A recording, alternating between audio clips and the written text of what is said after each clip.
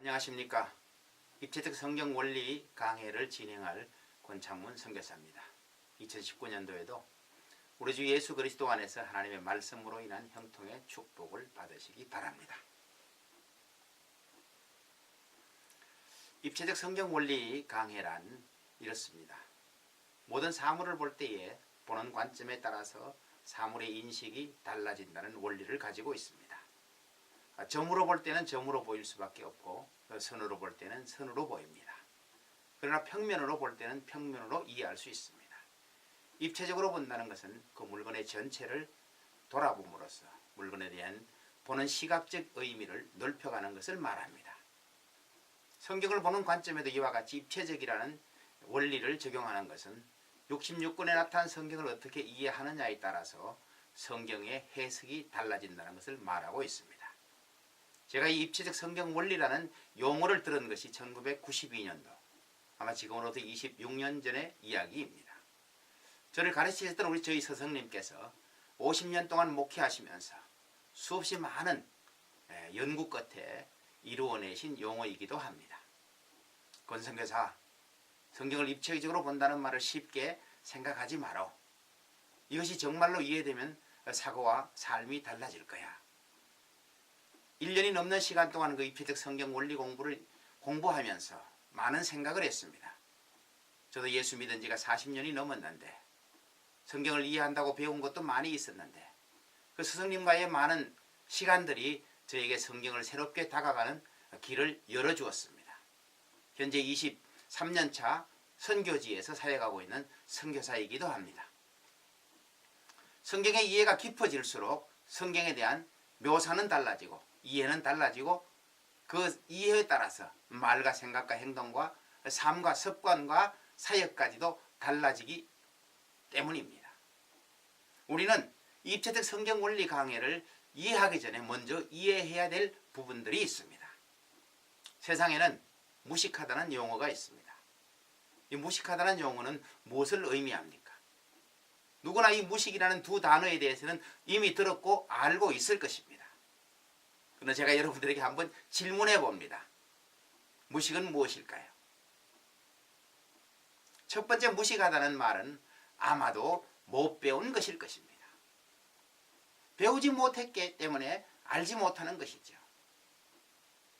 초등학교밖에 나오지 못했으니까 중학교의 과정을 모르고 중학교를 졸업하고 고등학교를 안 갔으니까 고등학교의 과정도 모르고 대학교를 가지 않았으니까 대학교에서 무엇을 가르치는지를 모르고 역시 마찬가지로 대학원과 박사과정도 같은 연결의 맥락일 것입니다. 아마 어떤 사람은 초등학교도 못 갔기 때문에 이름도 쓰지 못하는 사람을 가리켜 일자무식이라는 말이 나왔지요. 이 말은 배우지 못하는 말에 대한 의미입니다. 그러나 조금 더 나아가 보면 경험해보지 못한 무식이 있습니다. 내가 가보지 못했기 때문에 그것을 알지 못하고 내가 해보지 못했기 때문에 거기에 대해서 알지 못하는 것입니다. 그래서 우리 옛 속담에 백문이 불여일견이라는 용어가 있죠. 100번 들어도 한 번 해보는 것만 못하다, 이런 용어가 있습니다.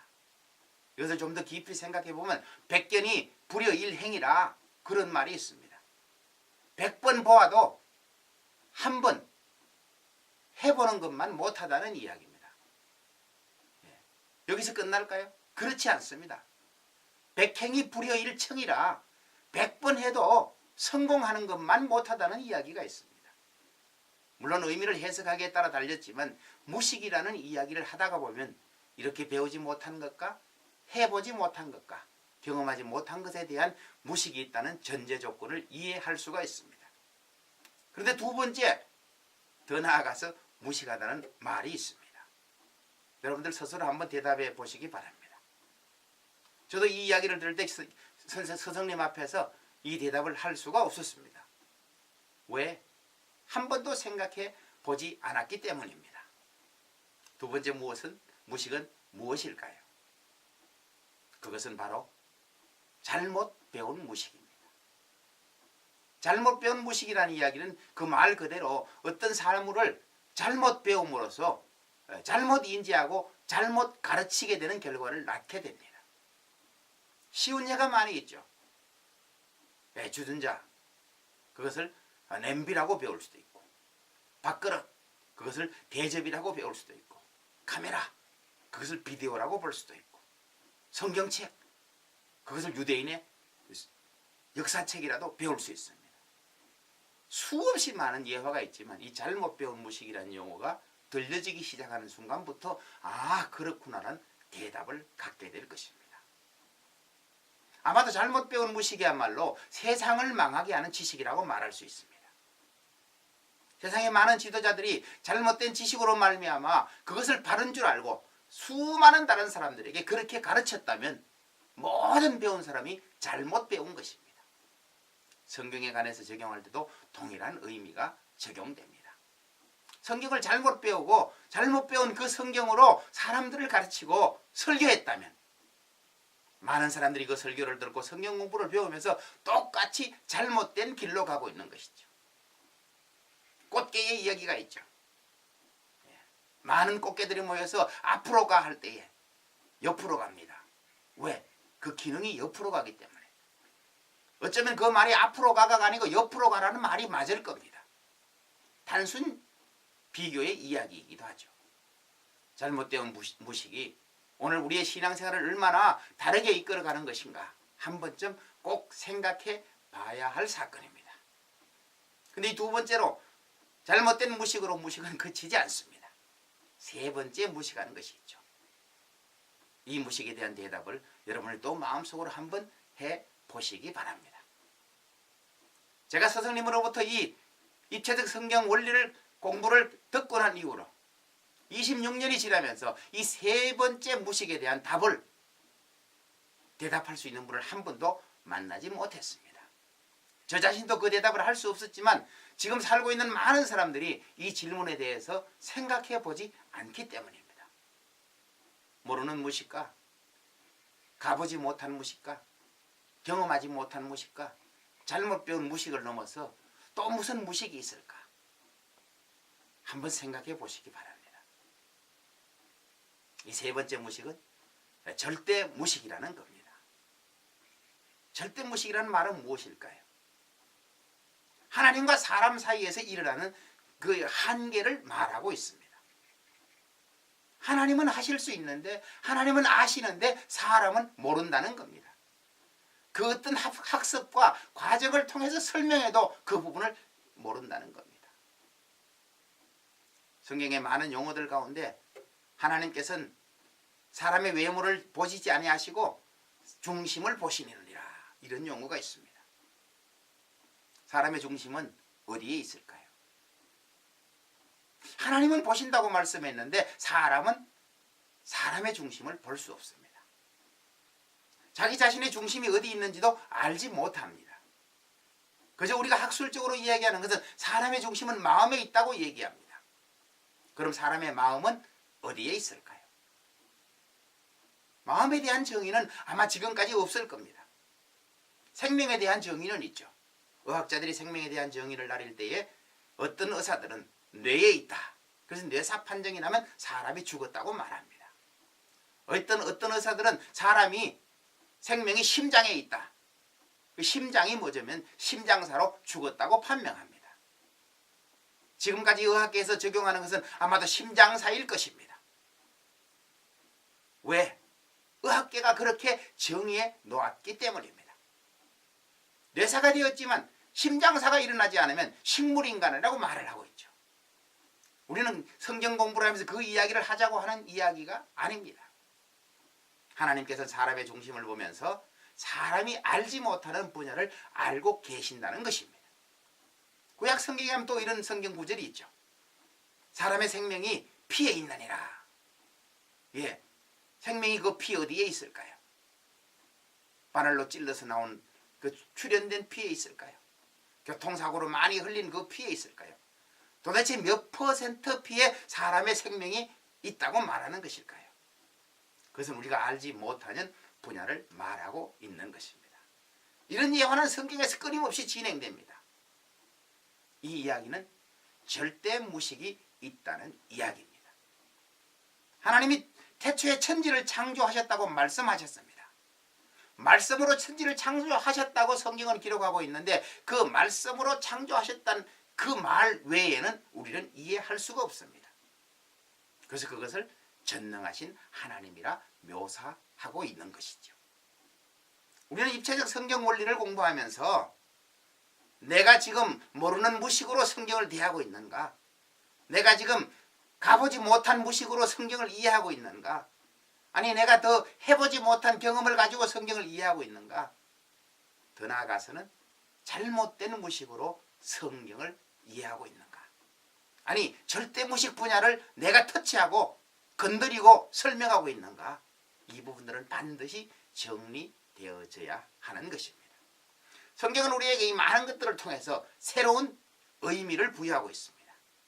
그 새로운 의미는 새로운 재해석을 낳게 합니다. 성경에 대한 많은 해석이 깊어질수록 우리의 사고는 영적 세포가 깨어지고 지적 세포가 깨어지는 것입니다. 대학교를 다니면서 강의를 듣습니다. 필수 과목이 있고 선택 과목이 있죠. 필수 과목은 누구나 들어야 되는 과목입니다. 그런데 선택 과목이 있습니다. 그 선택 과목을 선택해야 되는 무엇을 선택할지 잘 모를 때에 선배들이 와서 말해줍니다. 야 사랑하는 후배야, 어느 교수님의 강의는 반드시 들어봐. 들을 것이 있어. 그 교수님의 강의는 명쾌하고 상쾌하고 아마 통쾌해서 들을 때마다 그 내용이 마음을 새롭게 할 거야. 왜 그런 강의가 우리의 생각을 명쾌하게 할까요? 알지 못하는 것들을 제공해 줌으로써 우리의 지식의 세포를 터뜨려 주기 때문입니다. 지식의 세포가 터진다는 것은 곧 그 교수님의 강의가 멋진 강의라는 이야기입니다. 성경을 통해서 성경을 새로 들으면서 성경의 본 의미가 이것이었구나 깨달아지는 순간 우리에게는 영적 세포가 터뜨려지게 되어 있습니다. 영적 세포가 터지는 순간 그 성경 구절이 마음속에 남아있고 기억되고 자리 잡아서 내 말과 생각과 행동까지 인생을 바꾸어주는 성경의 말씀이 됩니다. 그 말씀을 가리켜 하나님은 능력이라고 말합니다. 얼마만큼 성경에 대한 이해를 깊이 하고 있습니까? 이것이 우리에게는 매우 중요합니다. 우리는 수학을 접할 때가 있습니다. 수학에는 1이라는 숫자가 있죠. 여러분 1이라는 숫자가 왜 1일까요? 설명되어지지 않습니다. 그것은 전제입니다. 1이 없으면 2가 없고 3이 없고 1이 없으면 10이 없고 100이 없고 1이 없으면 그 천문학적 우주공학적 숫자가 없는 겁니다. 숫자의 개념이 없습니다. 1이 있으므로 그 1을 시작으로 모든 숫자가 존재하게 되는 것입니다. 1이 왜 1일까요? 정의상으로는 전제이지만 수학을 만든 사람이 있다는 것입니다. 수학을 만든 사람이 수학을 적용함으로써 이 땅에 어마어마한 변화와 발전을 이루어 왔죠. 그 수학을 만든 사람 누군지는 모릅니다. 그러나 그 1이라는 전제가 있기 때문에 숫자가 있었던 것처럼 오늘 성경을 보면서 우리는 전제 하나님을 알아야 합니다. 하나님이 세상을 왜 창조하셨을까요? 하나님이 왜 성경 66권을 우리에게 주셨을까요? 최소한 이 두 가지 문제만이라도 대답할 수 있다면 아마 그것이 수학의 일과 같이 성경을 이해하는 시작일 것입니다. 우리는 거기서부터 성경을 새롭게 이해해 나가는 첫걸음이 되어야 되는 것입니다. 오늘 이 방송을 듣는 많은 사람들 가운데는 예수님을 믿는 연수와 경륜이 다 다를 겁니다. 이제 막 예수님을 믿는 사람도 있고 3년, 5년, 10년, 더 나아가 20년, 30년, 40년, 아마 50년, 70년, 80년, 아마 100년까지 예수님을 믿는 사람이 있을 겁니다. 저는 예수 믿은 지가 55년 된 사람입니다. 초등학교를 다니기 시작하면서부터 예수를 믿어서 지금까지 흔히 말하는 주일 성수, 1년에 52주라는 주일을 거의 빼먹지 않고 신앙생활을 하면서 예배를 드렸던 사람입니다. 물론 신학 공부도 했지요. 선교사 훈련도 받고 교육도 받았지요. 22년 동안 선교지에 사역도 했습니다. 그러나 중요한 것은 내가 오래 예수 믿은 것보다가 내가 성경을 많이 읽고 배우고 암송하는 것보다 성경을 바로 안다는 것이 훨씬 더 중요한 사실을 깨닫기 시작했습니다. 제가 이 성경을 공부하기 전에 저도 성경에 대해서 안다고 자부했던 사람입니다. 왜? 성경을 한 100번 이상 읽으면 성경 작게 읽은 거 아니지 않습니까? 성경 한 2,000절, 3,000절 암송하면 성경 작게 암송하는 거 아니지 않습니까? 그런데 성경을 100번 읽고 3,000절을 암송해도 성경이 다 이해되어지지 않는 것입니다. 왜? 성경의 원리가 이해가 부족하기 때문에. 제가 어려서부터 교회를 다니면서 초등학교, 중학교, 고등학교 저희를 가르쳤던 선생님이 계십니다. 그분이 신학 공부를 하셨고 목회를 하지 않아서 목수로서 일생을 살다가 돌아가신 분입니다. 제가 군대 제대하고 와서 보니까 그분이 병이 들었습니다. 당시에는 그 병이 무엇인지 아무도 몰랐습니다. 지금은 압니다. 40대 초반에 겪었던 젊은 알츠하이머였습니다. 근데 그때는 젊은 사람이 알츠하이머에 걸린다는 사실을 의학적으로 몰랐습니다. 기도원마다 가서 예언 기도를 받으면 성령 해방제라고 말합니다. 성령 해방제의 기초가 무엇입니까? 성령을 해방한 자는 용서함을 받지 못하고 지옥에 간다는 이야기입니다. 그분은 저에게 적어도 12년간 스승이었습니다. 성경을 가르쳐주고 찬송을 가르쳐주고 성가대를 가르쳐주고 성경을 가르쳐주면서 많은 성경을 알게 했던 분입니다. 아마 그분도 아마 40년 이상 예수를 믿었습니다. 그런데 그분이 성령 해방제로 지옥에 가야 된다면 하나님의 성경의 약속이 무엇입니까? 요한복음 3장 16절이 말하고 있습니다. 하나님이 세상을 이처럼 사랑하사 독생자를 주셨으니 이는 누구든지 저를 믿는 자마다 멸망치 않고 영생을 얻게 하려 하심이라. 약속하신 이 말씀이 성령 해방제라는 말 때문에 구원을 잊어버린다. 그러면 성경이 끝까지 잘 믿는 자에게 구원한다는 약속이 구절이 있어야 되지 않습니까? 너무 혼란스러웠습니다. 그 문제를 저희 스승님에게 질문하면서 스승님의 대답을 듣고 그때부터 성경을 공부하기로 시작해서 1년 동안 공부하는 것이 입체적 성경 원리 이해입니다. 저희 스승님이 신학교를 3군데나 다니셨고 목회를 50년간 하셨습니다. 그렇게 유명하지도 않으시고 그렇게 특출나지도 않으십니다. 그러나 그 설화에 있는 내 딸과 한 아들은 하나님의 말씀에 바로 세우는 가정을 바로 세운 복음의 정인입니다. 교회가 그렇게 커서 유명하지도 않습니다. 그러나 우리 침례교단에서는 이름을 대면 누구나가 다 아시는 그런 연세 드신 목사님이십니다. 1년간 공부하면서 우리 스승님도 완성하지 않으셨던 그 입체적 성경 원리 이해를 선교지에서 22년 동안 끊임없이 성경을 읽으면서 연구하면서 이해하면서 사역하면서 하나님께서 제게 주신 입체적 성경 원리라는 이 150시간의 강의를 시작할 수 있었던 것입니다. 제가 이 강의를 시작한 것도 불과 1년 반 전입니다. 작년 2018년도에는 12개국을 다니면서 입체적 성경 원리 강의를 강의하고 있습니다. 150시간을 강의할 수 없었기에 제일 많이 하는 곳에는 약 80시간의 강의를 진행해 오고 있고 보통 한 번 가면 3일 동안 18시간의 성경 강의를 계속하고 있습니다. 3일 동안 강의를 들었던 많은 현지의 목회자님들은 이런 이야기를 합니다. 내가 예수 믿고 10년, 20년, 30년 동안 들어보지 못한 이야기를 새롭게 들으면서 더 많은 깊은 성경의 이해를 하게 되었다고 고백합니다. 강의를 하는 내내 필기를 하지 못하게 합니다.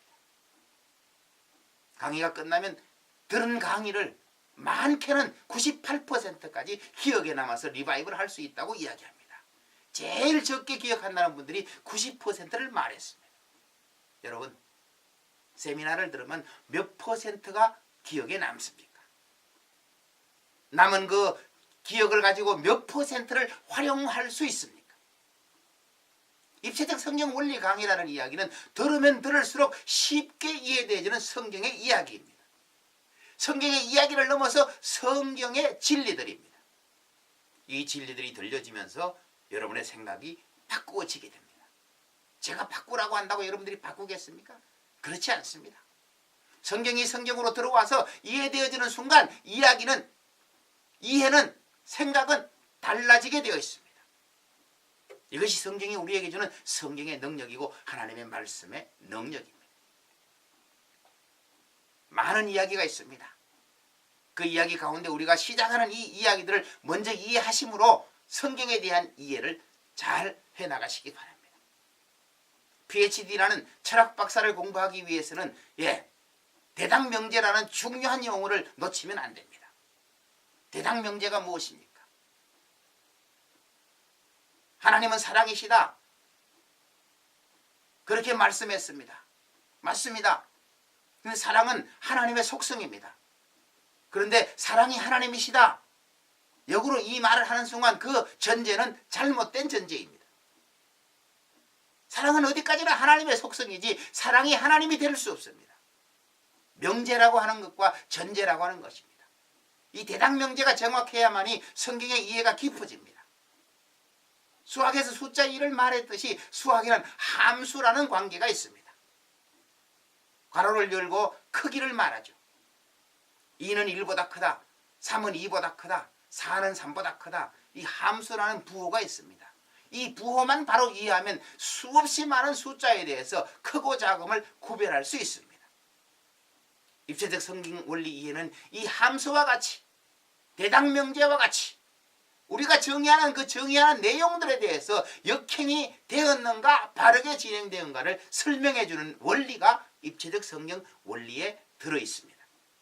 오늘 저와 여러분의 만남은 이 입체적 성경 원리를 통해서 진행되는 150시간의 이 강의들이 차근차근 이해하시면서 들으면서 지금까지 예수 믿으면서 성경을 공부하면서 때로는 이해하지 못했고 때로는 꼬여있던 성경 이해들이 바로 고쳐지기를 바랍니다. 제가 강의 중에서 잘못하는 이야기가 있다면 그것은 여러분들이 받아들이지 않으면 됩니다. 저라고 다 맞지는 않습니다. 사람에게는 언제나 100%라는 숫자를 사용할 수가 없습니다. 99%를 말하고 있죠. 24K 순금이라는 것도 99.9%라는 숫자를 사용하고 있습니다. 인간이 사용할 수 있는 숫자의 최고점이기 때문입니다. 제 강의는 거기까지는 말하지 못합니다. 그러나 제가 잘못된 강의를 할 때 여러분들은 그 강의를 지우시기 바랍니다.